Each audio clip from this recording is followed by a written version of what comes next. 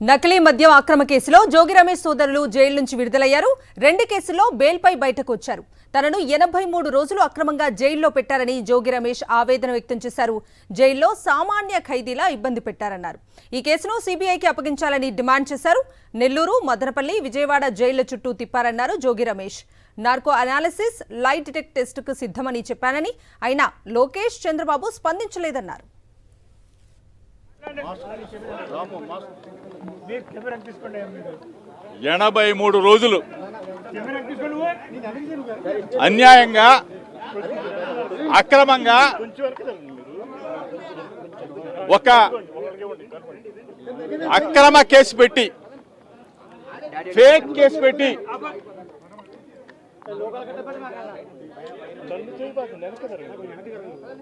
ఈ రాష్ట్రానికి ఒక ఫేక్ సీఎం చంద్రబాబు నాయుడు, ఒక ఫేక్ సీఎం 83 రోజులు ఒక అక్రమ కేసులో నిర్బంధించి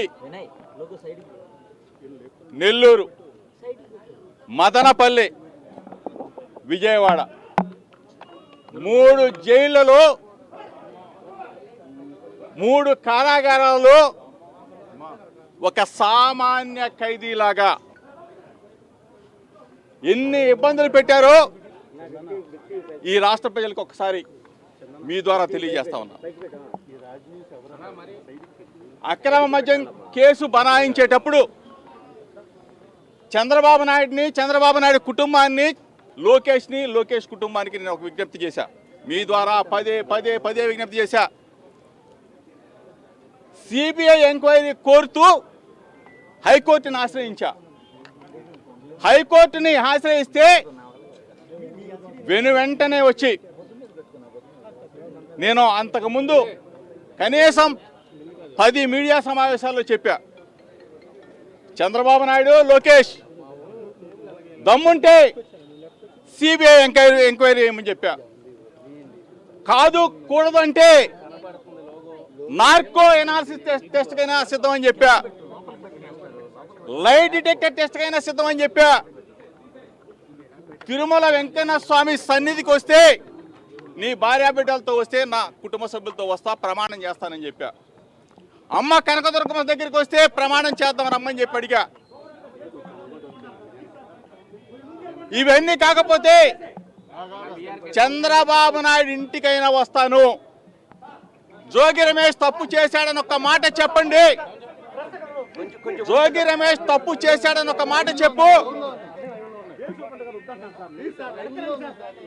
ఏ శిక్షనైనా అనుభవిస్తానని చెప్పా.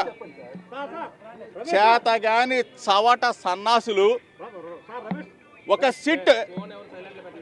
సిట్ అనే ఒక చంద్రబాబు నాయుడు చెబితే కూర్చోమంటే కూర్చుంటారు, నిలబడమంటే నిలబడతారు. అటువంటి సిట్ అధికారులకు చెప్పా, మీకు కుటుంబాలు ఉన్నాయి, మీకు పిల్లలు ఉన్నారు, మీకు వ్యవస్థ ఉంది.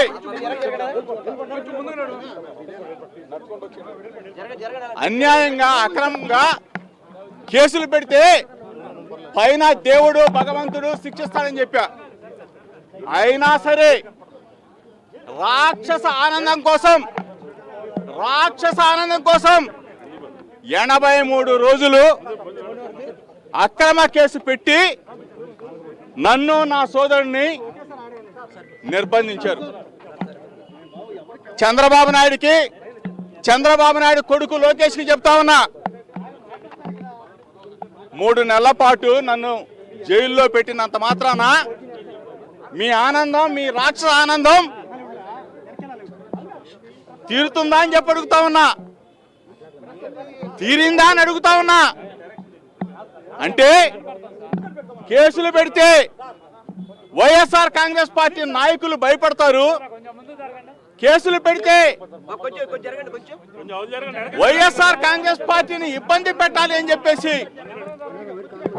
మీరు అనుకుంటే పొరపాటు. ఒకటే చెప్తా ఉన్నా, మా లీడర్, మా దమ్మున్న లీడర్ జగన్మోహన్ రెడ్డి గారి నాయకత్వంలో ఎవరం కూడా వెనకడుగు వేసే ప్రసక్తి లేదు అని చెప్తా ఉన్నా చంద్రబాబు నాయుడుకి, చంద్రబాబు నాయుడు కొడుకు లోకేష్ కి. అక్రమ కేసులకి భయపడే ప్రసక్తి లేదు. మరీ ముఖ్యంగా జోగి రమేష్ ని ఇబ్బంది పెట్టాలంటే 3 నెలలు ఆనందం పొందారని రాక్షసానందం దమ్ముంటే చెప్తా ఉన్నా, ఇప్పటికైనా చెప్తా ఉన్నా, నా మీద జోగి రమేష్ ఇందులో తప్పు చేశాడు కాబట్టి అరెస్ట్ చేశామని చెప్పేసి లోకేష్ చెప్తా ఉన్నాడు. లోకేష్ కి చెప్తా ఉన్నా మరి ముఖ్యంగా వారం రోజుల్లో నువ్వు టీవీలకు చెప్పావు, మీడియా మిత్రులకు చెప్పావు, నీకు కుటుంబ సభ్యులు ఉన్నారు, నీకు పిల్లోడున్నాడు. నేను చెప్పిన దానికి అమ్మ కనకదుర్గమ్మ సాక్షిగా నేను వచ్చి నా భార్య బిడ్డలతో ప్రమాణం చేశా.